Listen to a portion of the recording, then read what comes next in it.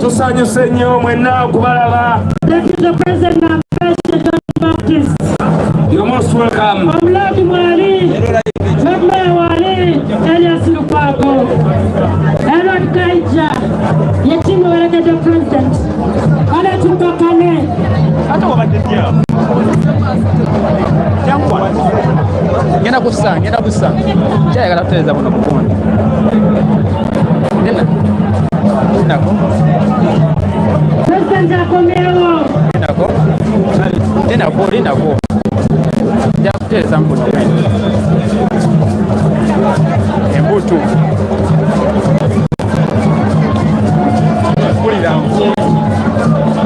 Omanya kuwanikira okundi waggulu akakubira kabajjaawo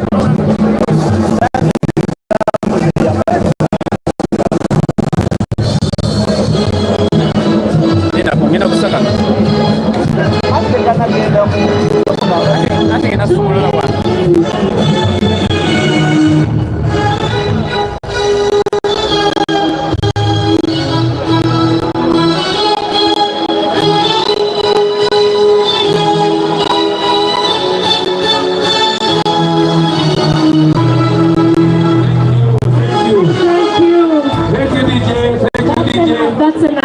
Banange, without wasting any time, mwena mulaba obudde bwe bufaanana enkuba eyagala kutonya tetugenda kumala budde bwonna, but to start the program we will be running this program alongside Honorable Namuga, but it will overall be taken by my boss Honorable Joel Senyonyi. Mbawemu ku Senyonyi ndowooza kati abatwaleko nange nfune ku lwendo lw'amazzi. Si wow! People power! Our power! People power. NUP! Everywhere.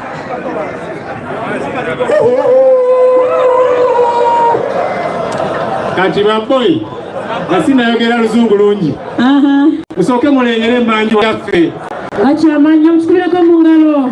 Kiri wali mukiraba. Kirengette. Ekyo nakyo kyaffe. Katonda wange byonna byaffe. Wano we tuyimiridde mulaba wano. Wano nawo waffe. Katonda wange. Nawo we mutudde wonna. Wonna waffe. Nawo wonna waffe. Lwaki twakubirako mu ngalo? People power. Our power. People power.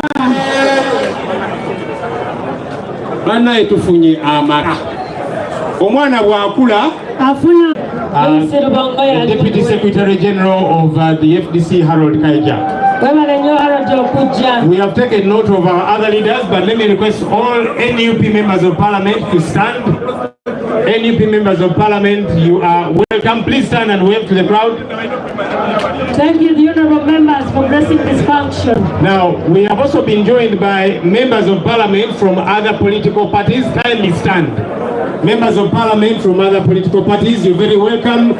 Honorable Dr. Timothy Batua, Honorable Aga from Jinja. I saw Honorable Asinas Nyakatu somewhere. Has been around. You are all very welcome. Let me request LC5 chairpersons. You are very welcome. Let me request speakers at various levels. Speakers, please stand. We want to thank you very much for blessing this function. Councillors at various levels, LC5, LC3, and so on. Councillors, please stand. All the councillors stand up for recognition. Wherever they could, thanks so much.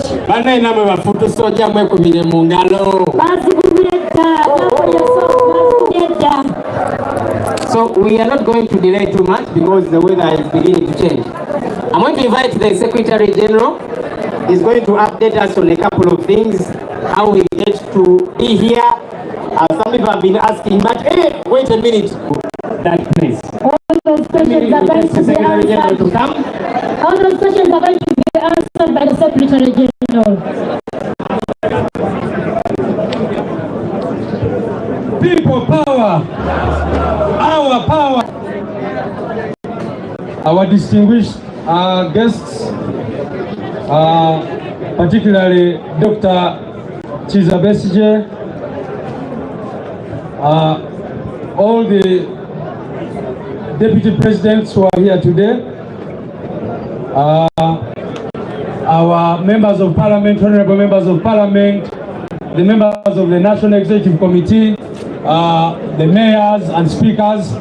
Because of time, I will speak very briefly and translate what I'll be saying into Luganda, and then we invite another speaker. First of all, we are here to thank God today for the far He has brought us. The journey which started in Chadondo can be seen where it has reached today. As the Bible says, do not despise the day of small beginnings. And we are 100% sure that the God who has brought us this far is going to take us until we are fully in charge of the affairs of our country, so that our people get a better life. Secondly, I already told you in July last year, when we were unveiling this place, that first of all, it was a deliberate step. It was a deliberate step not to acquire land in Kololo, not to acquire land in Nakasero, even though we would have done it. We decided, under the guidance of our president, that we have been in the ghettos of Kamocha and we must look for land in another ghetto where the common people are. And that is why we decided to come here in Kavule, in Waise. So that is the symbolism of this place. And I'm glad that we have been able to transform this ghetto into this wonderful headquarters, which I believe is an example, not only in Uganda, but to the rest of Africa. Now, the other question, as Honorable Senator said, people have been asking why we decided to build this and not that we had initially unveiled. Ladies and gentlemen, the initial plan which we unveiled on that day requires over 4 billion shillings to put into place, which is a lot of money which we do not have right now. But we decided that we should be able to use what we have to create something beautiful out of it. At the time when we unveiled this place, ladies and gentlemen, we only had 2 plots. One plot there and another one here. But like Honorable Senyonyi said, from last year, we have been able to acquire 4 more plots in this very place. That building there belongs to us. We acquired it where the office of the president is. We were able to acquire this building. And we were also able to expand on the outside. Even this very building where we are right now, when we unveiled last year, we did not have it. It was not ours. So we decided to also buy this building and used less than 10% of the money that we would have required to build the other one which we had showed to you. That is because we thought we should be frugal, but also have what we needed to get. So that is the explanation I thought I should give to you. The other point I want to make is to appreciate our president. As you all know, we have been using Kamocha as our headquarters for over 4 years, even under People Power. And that place, we have been using it free of charge. We have not been paying for the land in Kamocha, which belongs to our president.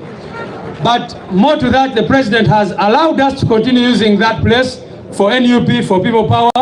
And we have decided that in Kamocha, we are going to establish the National Unity Platform School of Leadership. So that is where we shall take our trainings so that comrade leaders can be educated in leadership and other aspects. So all the other departments, finance and administration, mobilization, the election management committee, organization and party building, policy and research, legal, media and communications, training, the head office will be here, although the training will be taking place there, and then arts, culture and sports, all of those departments will be here. And now that we have unveiled this place, we shall be open full every day to serve you, to serve Ugandans. What I can say is, this is your place. You're all welcome to come and use it. In a special way, I want to appreciate some people that I've worked with over time, and those, of course, apart from the president. Chairman Nyanzi, he has been very instrumental in the work that has been going on here, giving ideas and everything else. Comrade Nubian Lee seated over there. Comrade Nubian, we also have another plot of land behind the other office where we shall soon establish a studio so that the ghetto youth can come and sing revolutionary songs from that place. So you can see the office which has the biggest demand. So we should put it there very soon. And of course other leaders, I can't mention all of them. I want to appreciate the members of parliament. I also want to elaborate people power. I want to also state, I've been seeing propagandists trying to say, where did we get money to buy all this? These are resources strictly that are given to us, that are allocated by parliament. That is why we did not even do a fundraising for this place. We have used only those funds to establish all this. You all remember that NRM gets 75.5% of those resources. I don't know what they use it for, but NUP gets only 12.9% of those resources, and we've been getting it for only about 2 years. And this is what we've been able to use that money. Of course, in addition to the many things we do, our guests, as you know, the party has been having a heavy load, especially having to support families of our victims of torture, of extrajudicial killings, etc., of helping political prisoners and all those others. So you can see we've been trying to remain accountable and transparent in the use of the resources we get. I want to recognize you, Election Management Committee. Thank you for being very smart on this day. Those are members of the Election Management Committee, Mr. President, and our distinguished guests. Ekisooka twebaza nnyo Katonda okutuyamba olunaku leero ne tutuuka ku milestone eno. Nga bwe mbagambye twa-unveilinga kino ekifo omwaka oguwedde mu mwezi ogw'omusanvu, naye kirungi nnyo okulaba nti olunaku lwa leero tugulawo office. Era bwe twagulawo wano twalina plots 2 zokka mu kifo kino. Twagenda mu maaso ne tufuna plots endala 4. Era tetwafuna plots ezitaliko kintu, wabula twagula n'ebizimbe nga kino kyennyini kye tulimu. Kyali kizimbe kya muntu, ekirala ennyumba gye mulaba naye twagigula ne tugula n'eno, ne tugula n'eyo ennyumba eri awo gye mulaba. Era omwo tugenda kubeeramu ne offices ez'enjawulo, naye tugenda kubeera ne projects ez'enjawulo omuli bannamateeka baffe n'ebirala bwe bityo. Nga bwe twabagamba, bwe twali tulonkinga wano tugula wano ekifo, bwe twakisooka kilonkinga twabategeeza nti oboolyawo twalifunye ettaka ekololo enakasero oba abalala, naye nga tulungamizibwa pulezidenti waffe twasalawo nti tusigale mu ghetto. Ne tugamba tuve Kamwokya naye tusigale mu ghetto. Ne tugamba tetugenda genda nakasero oba abalala, katugende ewali abantu baffe. Mwatu kwe kulaba nga twajja wano mu ghetto e Bwayiise oba e Kavule.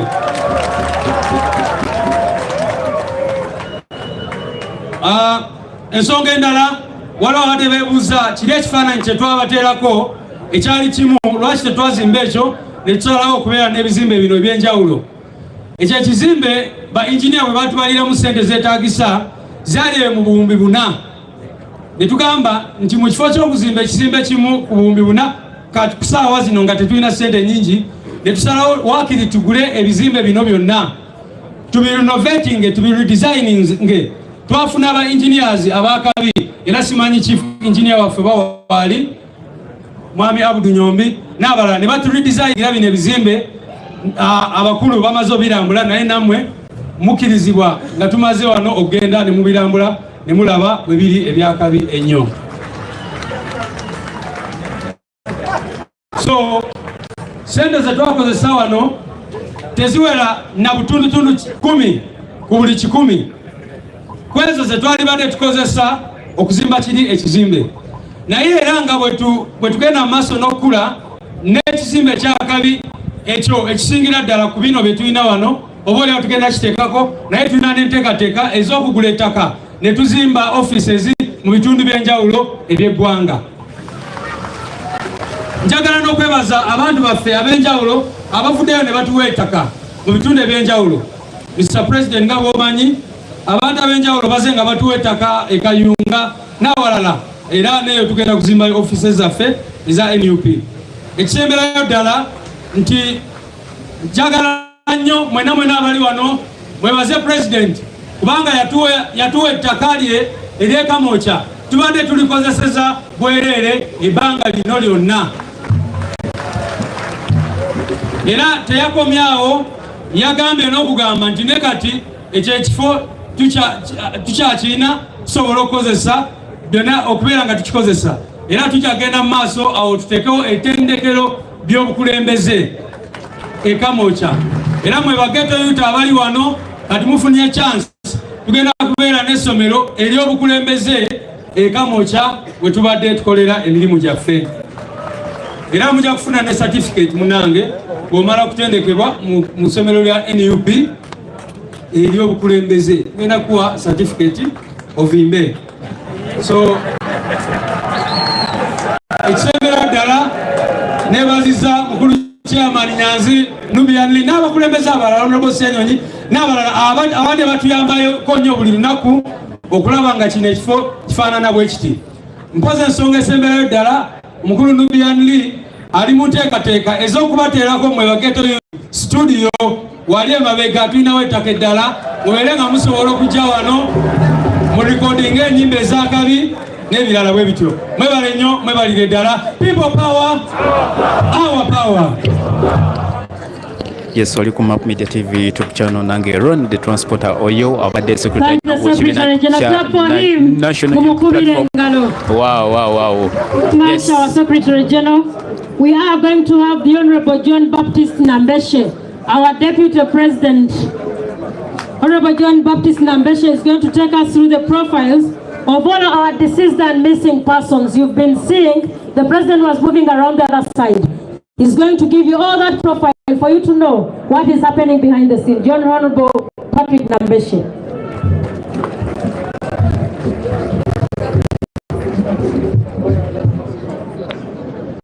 Mr. President,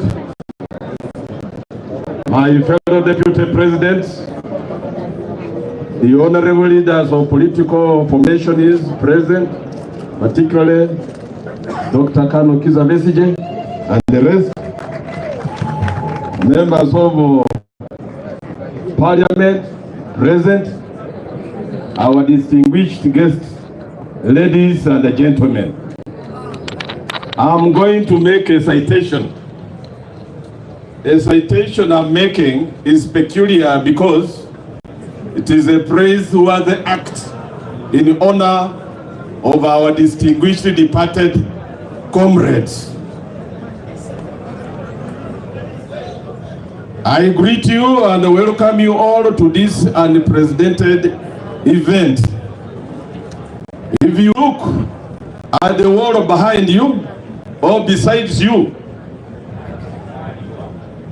you will see drawn thereon faces of a few of the many martyrs and victims that Mr. Museveni's regime has made of the comrades with whom we started this journey. At the extreme end, 13. Just behind there, is a painting of the late Yasin Kauma. He was shot dead towards 9 p.m.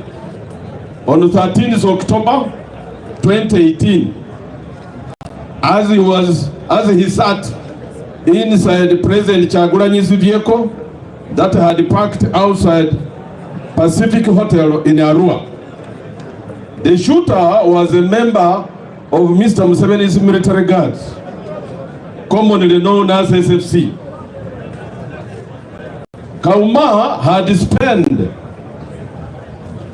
that fateful day driving President Chagulanyi as he mobilized support for Honorable Kassiano Wadiri, who was contesting then in the parliamentary by-election of Arua municipality. At the time of his shooting, Kauma was seated in the exact spot where the Honorable Robert Chagulanyi Sentamu had been sitting just moments earlier as he drove him through the town. It is therefore clear that whoever took Kauma's life, and in fact, intended the bullet for the Honorable Robert Chagulanyi Sentamu. Yasin Kauma was not just a driver. He was a father of 11 young children and the proprietor of a charitable organization that identified, nurtured, and looked after talented but vulnerable children. His remains lie buried in Buama in PG district. Next to the late Kauma, just behind there, is a painting of Comrade Kibalama Bosco, John Bosco. Kibalama John Bosco was the only child of his mother. He was abducted on 3rd June 2019 as he returned home to his family.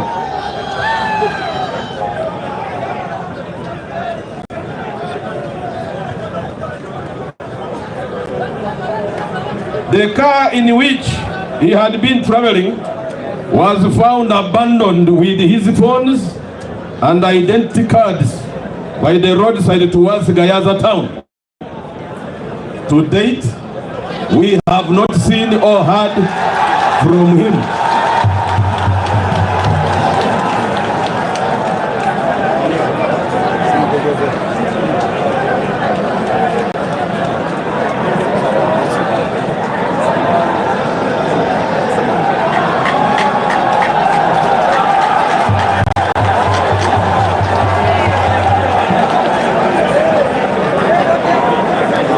People power, our power. Now cool down and relax as I conclude the citation.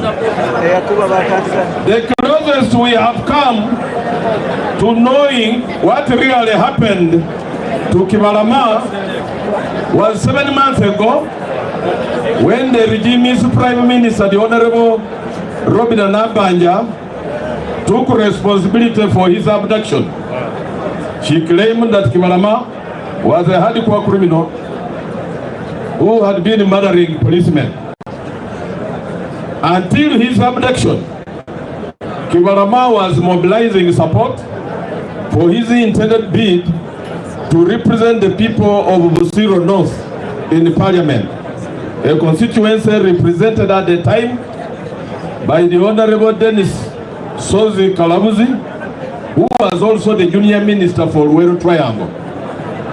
Kibalama is also part of a long list of comrades who were abducted and have remained missing for weeks, months, and years.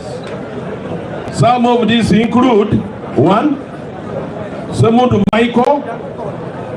Semudu Michael was abducted from Kasubi on 28th of November 2020. 2. Damurila John. Damurila John was abducted from Kiseka Market on 21st December 2020. 3. Mbabas Moses, who was abducted from Kiseka Market on 26th November 2020. 4. Narumonso Vincent, abducted from Bugorobi on 1st December 2020. 5. Ruago Martin, abducted from Bugorobi on 3rd November 2020. 6. Kinata Mohammed, abducted from Mukono on 23rd December 2020. 7. Sempija Yuda, abducted also from Mukono on 19th December 2020. 8. Musisi Mbowa, abducted from Kisenyi, Kampala on 18th December 2020. 9. Kiria Peter. Kiria Peter was abducted from Nasana on 1st December 2020. 10. Wangolo Shafik. Wangolo Shafik was abducted from Nasana on 3rd December 2020. 11. Zimuna Dennis, abducted from Nasana on 25th November 2020. 12. Ruemba Mustafa, abducted from Nasana on 19th November 2020. 13. Mubiru Hassan, abducted from Kawala on 20th November 2020. 14. Sesazi Isma, abducted from Makindye on 19th November 2020. 15. Kisembo Godfrey. Kisembo was abducted from Mubende town on 12th February 2021. George Kasumba, abducted from Chotara on 19th January 2021. And Baguma Joseph, abducted from Chevando in December 2020. Now next to Kimalama behind there is Comrade Rita Nabukenya. Comrade Rita Nabukenya on the morning of 24th February 2020 was pursued and ran over by a police patrol truck in Nakawa as she traveled on a motorcycle. She was rushing to attend a consultation meeting organized by President Kyagulanyi at Popopo Memorial Center in Rubaga. Eyewitnesses stated that once the police officers realized Rita still alive, they reversed the truck and ran over her again until they were sure she was dead before speeding away from the scene. While this incident happened right under the watch of police CCTV cameras, the police spokesperson claimed that the particular camera was faulty that day, so they could not retrieve any footage to identify the soldiers responsible for Rita's death. Rita left behind 2 daughters, the oldest of whom is now about 10 years of age.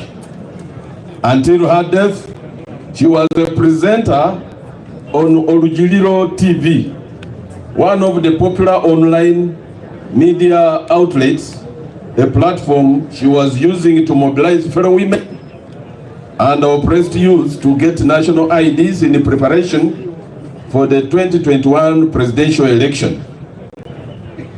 We laid her to rest in Chivoka district on 25th February 2020. Francis Chibalama Senteza, fondly known as Frank, is the face that is painted at the extreme right, just behind there on the wall. Frank was about 26 years of age when a military police patrol truck, registration number H4DF2382, deliberately ran over him at Buseka roundabout, and the occupants on the military truck, police truck, just continued as if nothing had happened. Frank, a bodyguard to our president, was knocked dead on 27th of December 2020 as he tried to clear the way for the president's campaign team that was rushing journalist Ashraf Kasirye to hospital. Ashraf Kasirye had been shot in the head while covering President Kyagulanyi as he traveled from Masaka for a campaign meeting. Like many other youths disgruntled with how our country is being run, Frank had just left his job he was doing as a carpenter in Iwaise and committed his full time to the struggle. We buried him at Kiroza village in Masaka. The 4 comrades on that wall,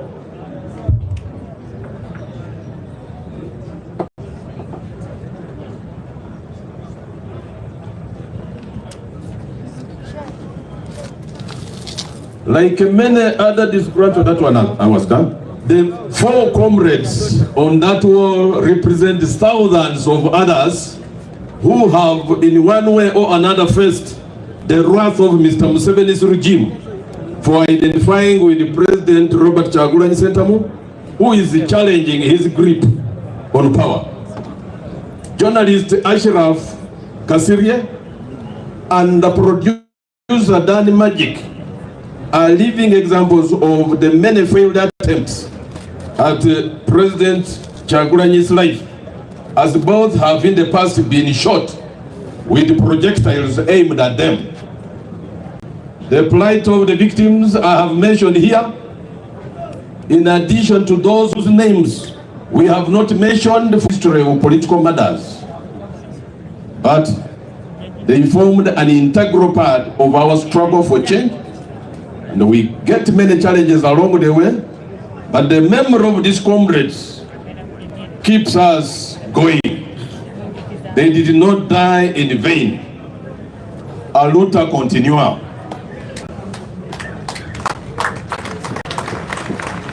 I would like you to substitute the clapping with the raising up, so that we observe a moment of silence for these departed comrades. I pray.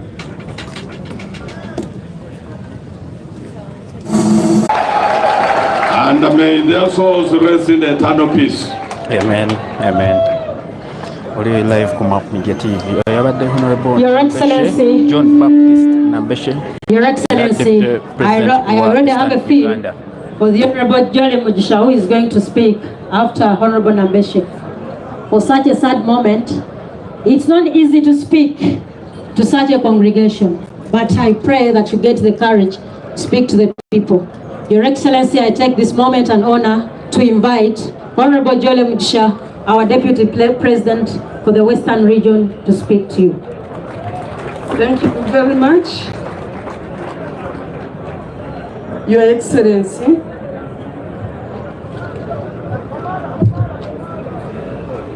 the First Lady, our invited guests,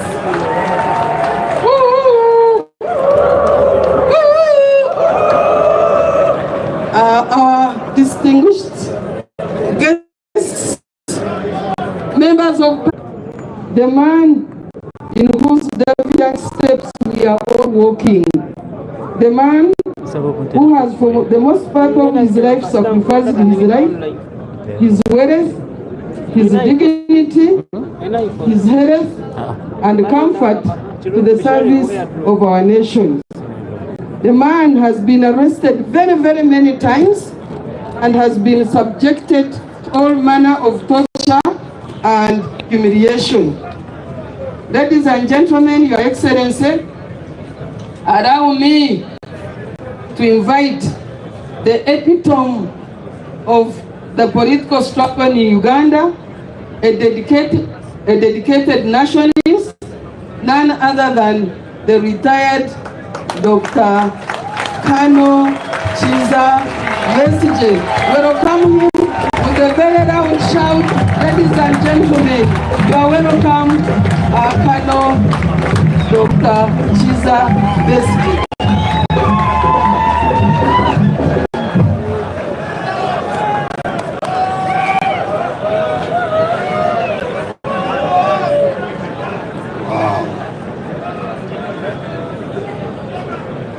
Your Excellency, Mr. President,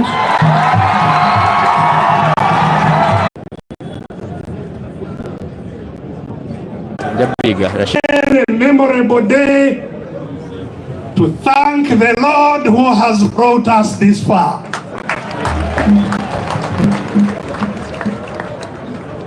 Who would have expected that President Kyagulanyi would still be around here today?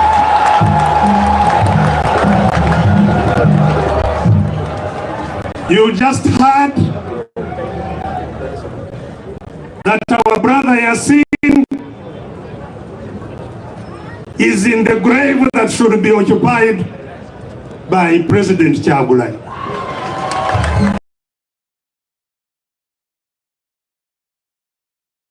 Yet, the one that has created this wonderful home for itself,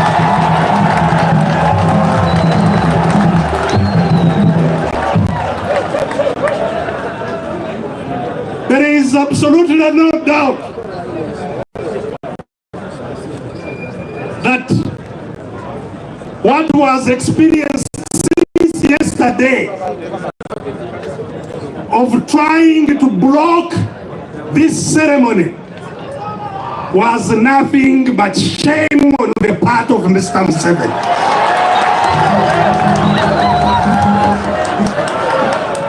And shame on him, Mr. Museveni, again.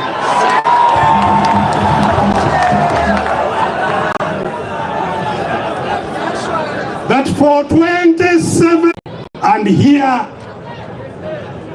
at the National Unity Platform, I thought that I should only make remarks in one respect.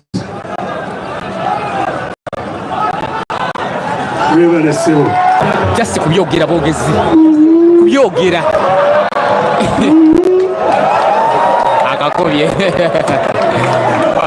Chuna welcome National Unity Platform or live kumap media TV nange ron the transport mega wa kamera. Doza chinkuwereza checho. I thought on this day I should talk about one thing. When we say many and Uganda was not one country, it was many nations. All those nations were captured by the British.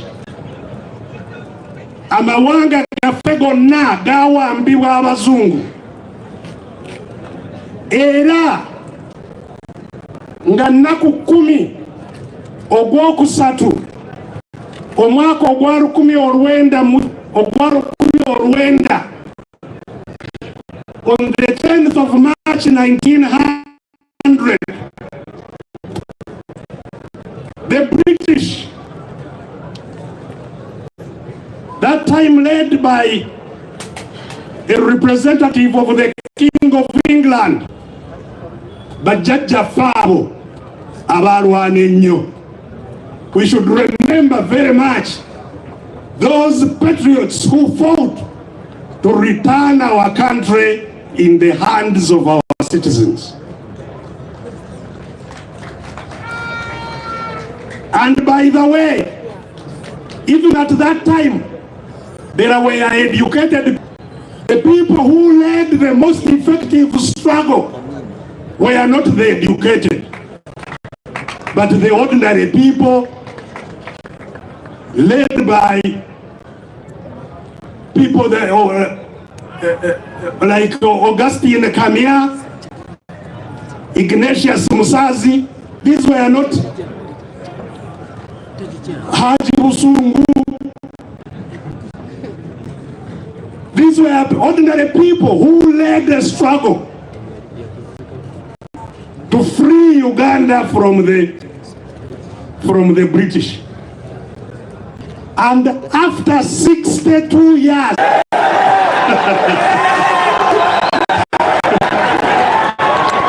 Nyongera ko jokisa kumukana ngitole ku Map Media TV YouTube channel nange ron the transporter emusolo tu ku likes musolo subscribinga atana ba subscribinga basebo ne banyabo va omuzungu we agenda emundu ze yali atufugisa zo zasigala nga zikola ki nga zikyatufuga n'okutuusa leero. Nawulidde wano Mwami Museveni ng'agamba nti tebayita ettendekero erimu erinnya lya Idi Amin, nti kubanga Idi Amin yatwala bukulembeze mu bukyamu. Ekikulaga nti Mwami Museveni takyamanyi gy'akola ki, takyamanyi kyali, takyamanyi kyali. Tamanyi nti naye obuyinza yabutwala mu ki? Ku maanyi. So bassebo ne bannyabo kuva 62 bannayuganda balwana okumaliriza omulimu gw'aba Augustine Kamya okulaba nti obuyinza ddala budda mu bantu kuva 62 bassebo ne banyabo bajjajjaffe n'abagambye nti kyabatwalira emyaka 60 kuva 62 guno mwaka gwa kumeka leero tuli mu mwaka gwa kumeka kisoboka ate nga gwe gusembayo bwe tuba babutaswala ku bajjajjaffe kitegeeza nti abalinza akalulu aka 2026 abo nze sikola ki sibaliimu.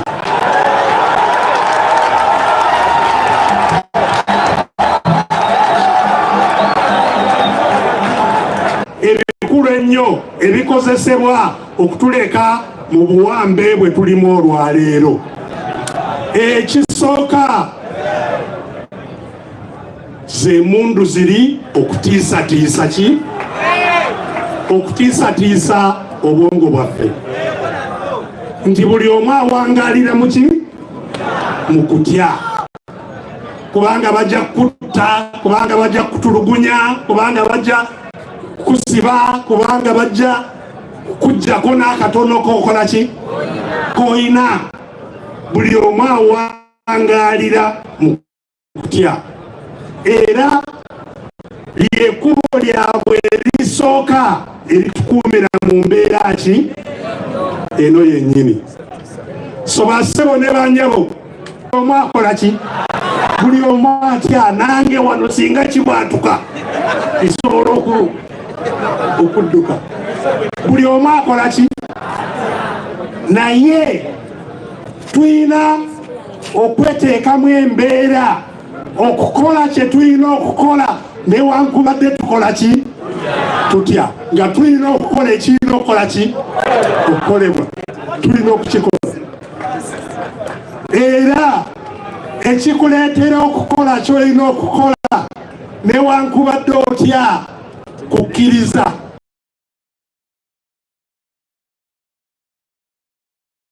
Our faith.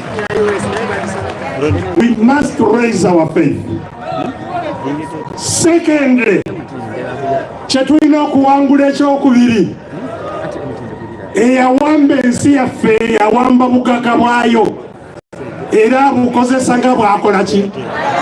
Nga bwayagala, era bwawulira nti wano omukozi ebyetendo ajja kutandika kubuuza ani ebyo abikulembera, alaba oba asobola kumuwa ki? Ku kasente byabadde akola akole ki? Abiveeko. Bwe tuba bakufuna kye twagala, tulina okuwangula sente z'omulabe nti ne bwazireeta bw'oba osazeewo ozirye naye oziryeera n'osigala okola kyokola ki? Naye kiba kirungi n'okuzikwatako bw'otokola ki? Kubazukusa, kubazibukula amaaso, abantu bategeere ekyokukola ki? Tajja kukkiriza. Basigala ku buleediyo, era wano tusobola okwogerera ku buleediyo obw'omutabuni wano, naye bw'ogenda mu byalo tebakukkiriza oyogerere ku kaleediyo akawa, ate bwonna bwabwe eri ajja kwogererako. So abantu baffe abali mu byalo bawulira mwami Museveni kyokka yekka kyakola ki? Yekka kyayogera ng'ayitira mu RDC, ba diso, ba jiso, baani ababeera ku buleediyo nga boogera propaganda we. Bassebo ne banyabo, era ayitira mu propaganda eyo naffe ffenganya, kubanga abawambye eggwanga lino bantu batono nnyo balwatuwe bati. Kati ffe abangi okusigala nga bakyatuwambye ebbanga lino lyonna balina okutukutulamu bitundu bingi nnyo ate oba oliawo tubenga twekuba ffeka mu kifo ky'okutunuulira eyatuteeka mu mbeera eno ng'otunuulira munno omuwambe nti ye mulabewo. Simanyi tuli ffenna bwe tubanga tuli akuwangula omulabe n'olwekyo banire wamu bbega ku bbega okutuusa lwe tutuuka tetukola ki kyetulaga.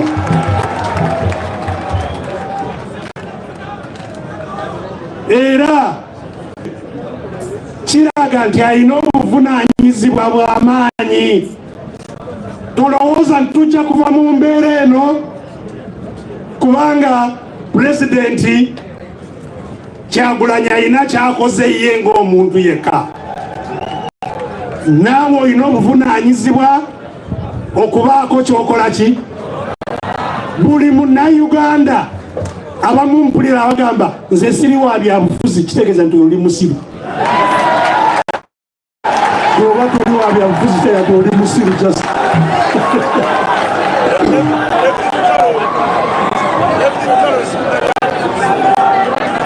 Kubanga omusolo gw'osasula ani agugaleka byabufuzi. Omusolo gw'osasula kyegukola ani akisalawo byabufuzi. So bw'ogamba nti siri munnabyabufuzi oyo omanya bumanya ono musiri awedde.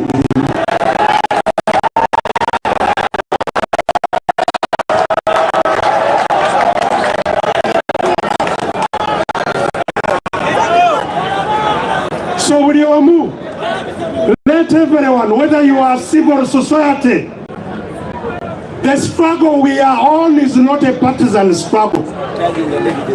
Olutalo lwe tuliko lwa kufuna eggwanga, si lwa kulwanirira bibiina leero. Simanyi tukitegeera. Leero lwa kufuna ki? Eggwanga nabagambye kuva 1900. Kuva 1900 na leero ng'eggwanga teriri mu mikono gyaffe. So olutalo olusooka missoni yaffe yakuddamu kufuna ki? Ggwanga mu ngalo. Bwe tufuna ggwanga ebirala byonna bijja kutereera. Tusooke tufune eggwanga. So basewo ne banyabo oba oli munnaddiini era njagala obubaka buno bugende eri bannaddiini bonna.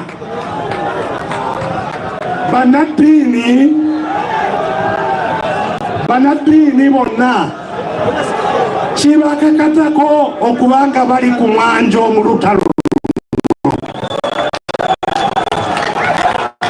Kibakakatako butereevu kubanga abasumba ba Katonda bonna baba ddoboozi lyaki? Ddoboozi ly'abantu abatalina ddoboozi. Be balina okusitula eddoboozi ery'abatalina ki? Ery'abatalina ddoboozi. So abasumba, babishopu, bapasita, baani balina okubeera ku front line y'okulaba nti Uganda eddamu nefuna emirembe, bannansi ne baba bannannyini ggwanga lino. So ffenna tulina obuvunaanyizibwa. Obuvunaanyizibwa obwo ekikulu ennyo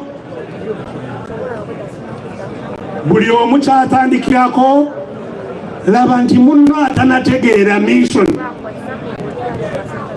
nti omubuulira n'akola ki? N'agitegeera. Laba nti buli omu amanya mission yakununula ki? Ggwanga. Ategeere ti ye mission gye tuyina kununula ggwanga lyaffe. Era omunyonyole nti kisoboka. Era ekyo bwe tukiyitako nabagambye nti eggwanga lino tetujja kulinunula nti kubanga batufuze nnyo kati batusonyiwe ne batuleka. Tulina okulwana. Tulina okukola ki? Tulina okulwanira eggwanga lyaffe. Era abalwana bonna bazimba ebibinja. Abalwana bazimba ki? Nageronde Transport. Owangaala wekka nti nze ndi wano njagala nkyukakyuka. Era kw'ekibinja mukola ki? Mwogwa nga kibinja ekyo kirina missoni ya kununula ki? Gwanga. So tuzimbe ebibinja. Era enzimba y'ebibinja abakulembeze bano bonna bwe buvunaanyizibwa era babadde bandaga nga bwe beetegeka okulaba nti ebibinja byonna bikola ki? Bizimbibwa. Era ngenze ndi mumativu nti chairman Nyanzi ne ttiimu ye n'abalala bonna mulimu bagulina mu ngalo ogw'okulaba nti ebibinja bikola ki? Ebibinja bizimbibwa.